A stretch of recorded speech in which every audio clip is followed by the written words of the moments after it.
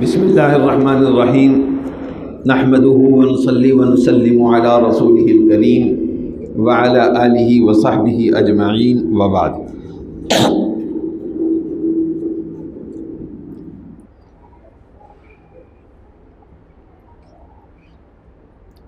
آج جن سورتوں کی تلاوت کی گئی ہے ان میں ایک سورہ والنجم بھی ہے، سورۃ النجم۔ اس سے پچھلی سورت ہے سورۃ الطور، اس میں دو باتیں نبی کریم صلی اللہ علیہ وسلم کی شان اور آپ کے ساتھ اللہ کی محبت کو بیان کر رہی ہے، اور اسی کا تسلسل سورہ والنجم کے شروع میں بھی ہے۔ اس لیے ان دونوں صورتوں میں سے کچھ باتیں آپ کے سامنے عرض کرنے کا ارادہ ہے۔ سورہ والنجم میں نبی کریم صلی اللہ علیہ وسلم کی ذات مبارکہ کے بارے میں جو بات آخری دو آیتوں میں کہی گئی ہے، اس سے پہلے اللہ جل جلالہ بتا رہے ہیں کہ کفار اور مشرکین نبی کریم صلی اللہ علیہ وسلم کے بارے میں کون کون سی بے تکی باتیں کرتے ہیں اور ان باتوں کا جواب کیا ہے۔ اس کے بعد پھر اللہ جل جلالہ اپنے پاک نبی صلی اللہ علیہ وسلم کی طرف مخاطب ہو کے یہ فرماتے ہیں کہ وَاصْبِرْ لِحُکْمِ رَبِّکَ، کہ آپ ان کے اعتراضات اور ان کی باتوں کی وجہ سے کسی پریشانی کا شکار نہ ہوں، بلکہ اپنے رب کی بات پر ثابت قدمی کے ساتھ، استقامت کے ساتھ آپ قائم رہیے۔ آپ کو فکر مند ہونے کی ضرورت نہیں ہے، کسی سے گھبرانے کی ضرورت نہیں ہے، کسی سے ڈرنے کی ضرورت نہیں۔ اس کی وجہ ڈرنے کی ضرورت کیوں نہیں ہے؟ کسی سے متاثر ہونے کی، گھبرانے کی ضرورت کیوں نہیں ہے؟ اس کی وجہ بہت خوبصورت انداز میں بیان کی گئی ہے، اور اس سے ملتی جلتی تعبیر سورہ طٰہٰ میں حضرت موسیٰ علیہ السلام کے لیے استعمال ہوئی ہے۔ فرمایا کہ وَاصْبِرْ لِحُکْمِ رَبِّکَ فَإِنَّکَ بِأَعْیُنِنَا، کہ آپ اپنے رب کی بات پر قائم رہیے، جمے رہیے، ڈٹے رہیے، اس لیے کہ آپ ہماری نظروں کے سامنے۔ اللہ جب کہہ رہے ہیں کہ آپ میری نظروں کے سامنے ہیں، تو اس کا محض یہ مطلب نہیں ہے کہ اللہ آپ کو دیکھ رہے ہیں۔ وہ تو ظاہر ہے کہ اللہ تعالیٰ ہر انسان کو دیکھ رہے ہیں، ہر چیز کو دیکھ رہے ہیں، ہر انسان کے ظاہر کو دیکھ رہے ہیں،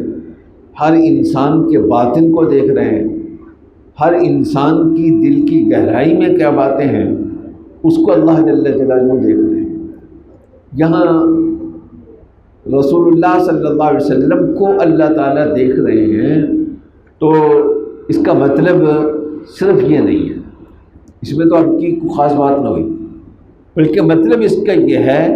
کہ اللہ جل جلالہ کی نظر کرم آپ پر ہے۔ اللہ محبت کے ساتھ آپ کو دیکھ رہے ہیں، پیار کی نظروں کے ساتھ آپ کو دیکھ رہے ہیں۔ جیسے قرآن کریم میں بعض لوگوں کے بارے میں آتا ہے کہ وَلَا يَنظُرُ إِلَيْهِمْ يَوْمَ الْقِيَامَةِ وَلَا يُزَكِّيهِمْ، کہ اللہ قیامت کے دن انہیں دیکھیں گے بھی نہیں۔ تو اللہ تعالیٰ بصیر ہیں، یہ اللہ تعالیٰ کی صفت ہے۔ کوئی چیز اللہ کی نظروں سے اوجھل کیسے ہو سکتی ہے؟ تو اس کا مطلب یہی ہے کہ اللہ ان کی طرف دیکھیں گے بھی نہیں قیامت کے دن، یعنی ان کو منہ نہیں لگائیں گے۔ یہ اللہ کی رحمت سے، اللہ کے کرم سے، اللہ کے فضل سے، اللہ کی مہربانی سے محروم رہیں گے۔ اللہ کی نظروں سے دور ہو جانے سے مراد یہاں یہ ہے کہ وہ اللہ کے ہاں مردود اور معتوب ٹھہرائے جائیں گے۔ اسی طرح اس کے بعد برعکس یہاں جو کہا کہ فَإِنَّكَ بِأَعْيُنِنَا، کہ آپ ہماری نظروں میں ہیں، تو اس سے مراد یہ ہے کہ آپ ہماری نظر رحمت میں ہیں، پیار والی نظر ہم آپ پر ڈال رہے ہیں۔ تو چونکہ آپ ہماری آغوش رحمت میں ہیں، ہماری نظریں آپ پر ہیں، اس لیے آپ کو گھبرانے کی ضرورت نہیں ہے، پریشان ہونے کی ضرورت نہیں ہے۔ اسی سے ملتی جلتی بات سورہ طٰہٰ میں اللہ تعالیٰ نے موسیٰ علیہ السلام کو کہی ہے کہ کئی واقعات موسیٰ علیہ السلام کی بچپن کے کچھ واقعات بیان کر کے اللہ جل جلالہ فرماتے ہیں کہ وَلِتُصْنَعَ عَلَىٰ عَيْنِي، کہ موسیٰ ہم نے یہ سب کچھ اس لیے کیا ہے تاکہ آپ کی اٹھان، آپ کی بناوٹ، آپ کی شخصیت کی تعمیر یہ ہماری نظروں کے سامنے ہو۔ ہم نے شروع سے ہی، بچپن ہی سے آپ کو اپنی نظروں میں رکھا ہوا۔ اب اس کا تقاضا کیا ہے کہ ہم اللہ کی نظروں میں، اللہ ہمیں پیار کی نظر سے دیکھ رہے ہیں۔ اسی طریقے سے یہ جو فرمایا کہ اپنے رب کے حکم پر ثابت قدم رہیں، تو ثابت قدمی میں اعانت کس چیز سے ملے گی؟ کوئی ایسی چیز ہو جس کی وجہ سے دین پر ثابت قدم رہنا آسان ہو جائے۔ تو یہ بات اور جگہ بھی اللہ جل جلالہ نے فرمائی ہے، اور یہاں پر بھی فرمائی ہے کہ وَسَبِّحْ بِحَمْدِ رَبِّكَ حِينَ تَقُومُ وَمِنَ اللَّيْلِ فَسَبِّحْهُ وَإِدْبَارَ النُّجُومِ، کہ اپنے رب کی تسبیح کریں، پاکی بیان کریں، اور اپنے رب کی حمد بیان کریں۔ قرآن کریم میں، جیسا کہ پہلے میں ایک دن عرض کر چکا ہوں یہ بات، کہ قرآن کریم نے جہاں پر بھی نبی کریم صلی اللہ علیہ وسلم کو ثابت قدمی کا حکم دیا ہے، وہاں ساتھ استغفار، تسبیح اور حمد، ان نیکیوں کا ذکر ضرور کیا ہے۔ تو یہاں پر بھی اللہ جل جلالہ یہ فرما رہے ہیں کہ اپنے رب کی تسبیح بیان کیجیے اور اپنے رب کی حمد بھی بیان کیجیے۔ اپنے رب کی حمد کو اپنے رب کی تسبیح کے ساتھ جوڑ کر بیان کیجیے، اکٹھے بیان کیجیے۔ یہ نہیں کہ آج تسبیح کا ورد کر لیا اور کل کو حمد کا ورد کر لیا، دونوں کو جوڑ کر بیان کریں۔ اس کی وجہ یہ ہے کہ بعض اوقات کسی سے عیب کی نفی کرنا، یہ اس میں بے ادبی کا شائبہ بھی ہو جاتا ہے اگر اس کا کمال اس کے ساتھ بیان نہ کیا جائے کہ فلاں میں یہ خامی نہیں ہے۔ حضرت مولانا روم رحمہ اللہ نے اس کی ایک مثال دی ہے۔ ویسے تو یہ برادریاں، قومیں، ذات اور پیشے، ان میں سے کوئی بھی اللہ کی نظر میں گرا ہوا نہیں ہوتا، کم عزت نہیں ہوتا، لیکن عام محاورے کے اندر بعض پیشے ایسے ہوتے ہیں جن کو ذرا اچھی نظروں سے نہیں دیکھا جاتا۔ اس کے حساب سے یہاں موسیٰ علیہ السلام بیان کر رہے ہیں کہ عام اکثر معاشروں کے اندر جلاحہ کا لفظ جو ہے یہ اچھا نہیں سمجھا جاتا، یعنی یہ کوئی اچھی صفت نہیں سمجھی جاتی، حالانکہ اللہ کی نظر میں دار و مدار صرف تقوی پر ہے۔ تو اس کو پیش نظر رکھتے ہوئے مولانا روم رحمہ اللہ یہ فرما رہے ہیں کہ اگر کوئی آدمی بادشاہ کی تعریف کرتے ہوئے یہ کہے کہ ہمارا بادشاہ سلامت جلاحہ نہیں ہے، تو ظاہر ہے کہ یہ اس کی تعریف نہیں ہوگی، یہ اس کی پاکی بیان کرنا نہیں ہوگا۔ اسی لیے اللہ جل جلالہ نے فرمایا کہ اللہ کی جہاں پاکی بیان کرو تو اس کے ساتھ اللہ کی حمد کو بھی بیان کرو، دونوں چیزوں کو جوڑ کر بیان کرو کہ اللہ ہر قسم کے عیوب سے پاک بھی ہیں اور اللہ تعالیٰ تمام صفات کمال سے متصف بھی ہیں۔ تو یہ فرمایا کہ تسبیح اور تحمید کرو جس وقت آپ کھڑے ہوں اور رات کے کچھ حصے میں اور جب ستارے ڈوب رہے ہوتے ہیں اس وقت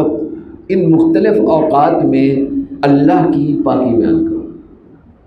یہ نبی کریم صلی اللہ علیہ وسلم کی ذات مبارکہ کے بارے میں ایک آیت تو یہ ہے۔ اسے سے ملتی جلتی آیت سورۃ الطور میں ذرا یعنی انہی آیتوں سے ذرا پہلے ہے، وہ براہ راست تو نبی کریم صلی اللہ علیہ وسلم کے بارے میں نہیں ہے، لیکن آپ بھی اس میں داخل ہیں، بلکہ سب سے بڑھ کر آپ داخل ہیں۔ یہ انسان کی فطرت ہے کہ انسان کو جہاں اپنی فکر ہوتی ہے وہاں اسے اپنی اولاد کی بھی فکر ہوتی ہے۔ جو آدمی دنیا کو زیادہ اہم سمجھتا ہے وہ اپنی اولاد کی دنیا کے بارے میں بھی فکر مند ہوتا ہے زیادہ، جس طرح اپنی دنیا کے بارے میں فکر مند ہے۔ اور جو شخص آخرت کو زیادہ اہمیت دیتا ہے تو وہ جس طرح اپنی آخرت کے لیے فکر مند ہوتا ہے اسی طرح اپنی اولاد کی آخرت کے لیے بھی وہ فکر مند رہتا ہے۔ تو اس سلسلے میں قرآن نے ایک بات بتائی ہے، نیک لوگوں کو اطمینان دلانے کے لیے کہ تمہاری نیکیاں جو ہیں وہ صرف تمہارے کام نہیں آئیں گی بلکہ تمہاری نسلوں کے کام آئیں گی۔ چنانچہ یہ فرمایا کہ والذین آمنوا واتبعتهم ذریتهم بإیمان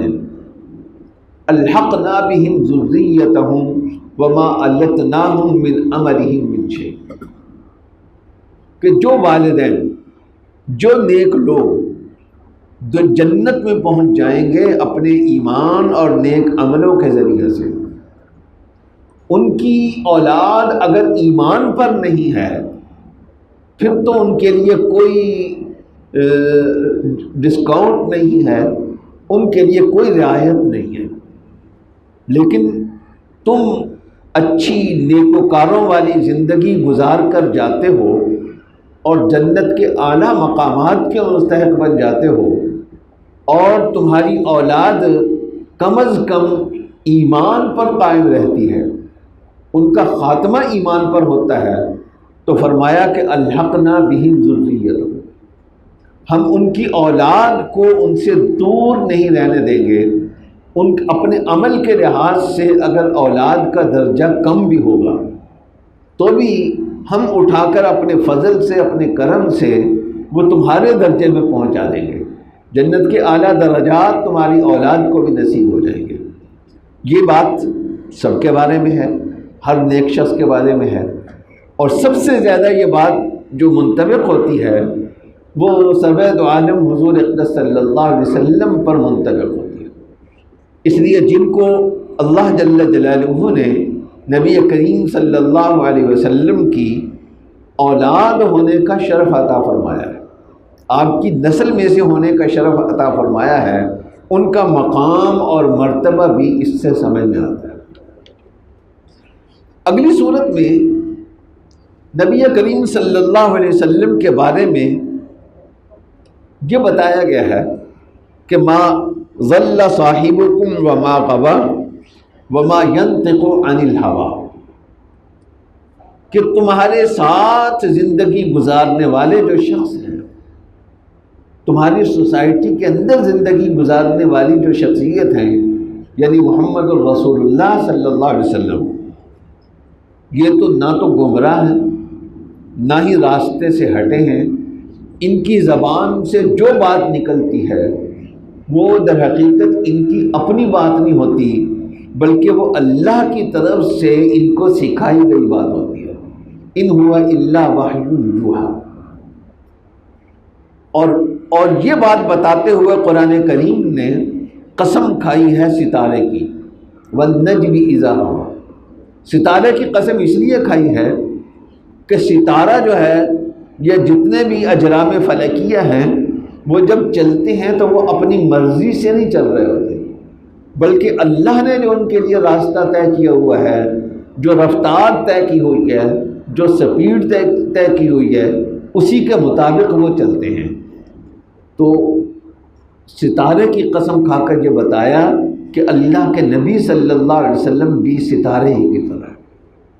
یہ اللہ کی مقرر کردہ لائن پر چلتے ہیں، نہ یہ اپنی مرضی سے کچھ کہتے ہیں، نہ ہی اپنی مرضی سے یہ کچھ کرتے ہیں۔ اس لیے اللہ کے نبی کا کچھ کہنا بھی حجت ہے، اور اللہ کے نبی صلی اللہ علیہ وسلم کا کچھ کرنا بھی حجت ہے۔ اور اس کے بعد پھر یہ بتایا گیا، معراج کے کچھ واقعات کی طرف اشارہ کیا کہ معراج میں اللہ جل جلالہ نے نبی کریم صلی اللہ علیہ وسلم کو کیا کچھ دکھایا اور کتنا بلند مقام عطا فرمایا۔ چنانچہ بہت سارے مفسرین نے ان آیات کی تفسیر میں یہ بھی کہا ہے کہ اس صورت کے اندر ذکر ہے اس چیز کا بھی کہ نبی کریم صلی اللہ علیہ وسلم نے اللہ جل جلالہ کی اس موقع پر زیارت کی، آپ کی اللہ جل جلالہ کے ساتھ ملاقات ہوئی۔ مرنے سے پہلے، انتقال ہونے سے پہلے، یہ صرف نبی کریم صلی اللہ علیہ وسلم کی خصوصیت ہے کہ انہوں نے اپنے رب کی زیارت کی، وگرنہ کسی اور کو یہ مقام حاصل نہیں ہوا۔ حتیٰ کہ قرآن ہی میں آتا ہے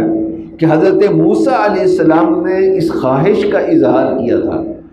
کہ میں اپنے رب کو دیکھ لوں، لیکن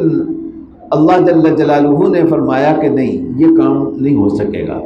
چنانچہ موسیٰ علیہ السلام کی یہ درخواست قبول نہیں فرمائی۔ اسی طرح اس صورت میں یہ بھی ذکر کیا ہے کہ آپ سدرۃ المنتہا کے پاس جب پہنچے تو اس کو کچھ چیزوں نے گھیر رکھا تھا۔ اس کی تشریح نبی کریم صلی اللہ علیہ وسلم نے بیان فرمائی ہے کہ جب میں سدرۃ المنتہا پر گیا تو وہاں میں نے دیکھا کہ اس پر تتلیاں ہی تتلیاں ہیں، بے شمار تتلیاں، اور اس کی وجہ سے اتنا خوبصورت منظر بیان ہوا ہے کہ کسی انسان کے اندر یہ قدرت نہیں ہو سکتی کہ وہ اس منظر کی خوبصورتی کو بیان کرے۔ اللہ جل جلالہ ہمیں نبی کریم صلی اللہ علیہ وسلم اور آپ کی اولاد کے ساتھ محبت نصیب فرمائے۔ وآخر دعوانا ان الحمد للہ رب العالمین۔